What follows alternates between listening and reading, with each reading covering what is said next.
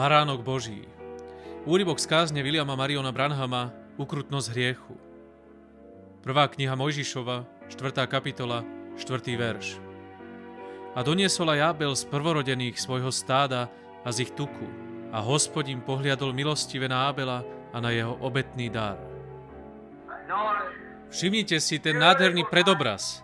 Tu prichádza Abel, vlečie malého baránka, ťahá ho vpred. Dokážem si predstaviť, ako ten malý baránok padá na zem. Pravdepodobne vedel, čo bolo na blízku. Vliekol svoje malé nohy. Dokonalý predobraz Krista, ktorý niesol kríž. Boží baránok prechádza dolu cez Jeruzalém.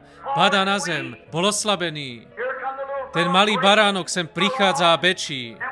A keď ho dotiahol hore ku tej veľkej skale, položil ho na skalu a vzal kúsok ostrého kameňa. Neviem, predpokladám, že tí ľudia v tých dňoch nemali žiadne nože. Takto ho položil, chytil ho za zadnú časť hlavy a takto ho potiahol hore. Vzal nôž, či vlastne kameň, a začal presekávať jeho malé hrdlo a ten kameň sa začal predierať cez to hrdlo. Na tej skale zomrel baránok. Krvácal, blačal, striekala tam krv a jeho malé tepny boli rozsekané. Všade striekala krv, jeho malá biela vlna vtedy premokla do červená od krvi.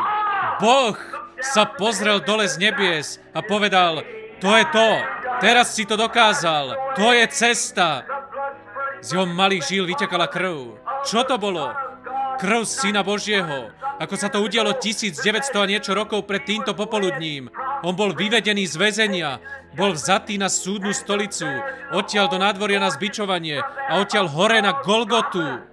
Vyvlečený na kopec, Šimon Cyrenejský mu pomáhal niesť kríž a tam na tej skale vekov zomrel.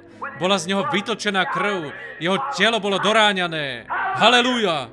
Bola tam veľká skupina vojakov, ktorí sa posmievali a plúli mu do tváre. A on povedal, keby bolo moje kráľovstvo z tohoto sveta, požiadal by som svojho otca, on by mi dal légie anielov, ktorí by prišli a bojovali za mňa. Ale toto nie je moje kráľovstvo, ale nech príde tvoje kráľovstvo, nech sa stane tvoja vôľa. A to tu čoskoro nastane, nech príde tvoje kráľovstvo, nech sa stane tvoja vôľa. Keď raz Billy Sunday povedal, že na každom strome sedel anjel a povedali, len načiahni ruku a ukáž prstom, to je všetko, čo musíš urobiť. Vyriešime tu dole ten problém. Či to nie je pravda?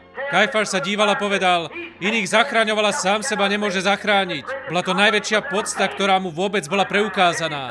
Ak by zachránil sám seba, nemohol by zachrániť ostatných. A tak dal svoj život, aby mohol zachrániť ostatných. Halelúja! Amen! Všetci sme zblúdili ako ovce. Boh na neho uvalil neprávosť nás všetkých. Bol vedený ako ovca na zabitie a bol vedený ako ovca, ktorá zanemie pred tými, ktorí ju strihajú. Neotvoril svojich úst a on bol ranený pre naše prestúpenia, zdrtený pre naše neprávosti. Kázeň nášho pokoja bola vzložená na neho a jeho ranami sme uzdravení. Ako by ste mohli odmietnúť tak jedinečnú lásku? Keď ho vidíme, ako sa potáca a ide hore do kopca, biedné, úbohé, slabé a krehké telo, ktoré sa prehýba pod bremenom. Premýšľam o básnikovi, keď tam v ten deň sedel, zachytil záblesk tej udalosti a napísal uprostred púkajúcich skál a zatemnenej oblohy. Môj spasiteľ sklonil hlavu a zomrel. Otvorená opona odhalila cestu do nebeských radostí a nekonečného dňa. Čo za spasiteľ? Ako by sme vôbec mohli? Ako by som mohol odmietnúť tak jedinečnú lásku k tomu, ktorý pre mňa a pre teba urobil takúto vec? Môj brat, sestra, verím, že dnes večer prídete. Boh, to bola Božia pripravená cesta. To je cesta pre teba. To je ten jediný, ktorý s tebou môže mať niečo dočinenia. To je ten, ktorý zaujal tvoje miesto. To je ten, ktorý dnes večer stojí ako z mŕtvych stalý vykupiteľ, ktorý dnes večer stojí po pravici Otca. Vidí vás, ako úpenlivo prosíte a nalieha na každého hriešníka, ktorý je v tejto budove, aby k nemu prišiel. Verím, že to urobíte. Verím, že nepremeškáte túto veľkú noc. Drahí priatelia, sme na konci cesty. Verím z celého srdca, že tam sme. Sme na konci cesty. Nech vás Pán Ježiš žehná. Nech vás dnes večer v sebe učiní novým stvorením. To je mojou modlitbou.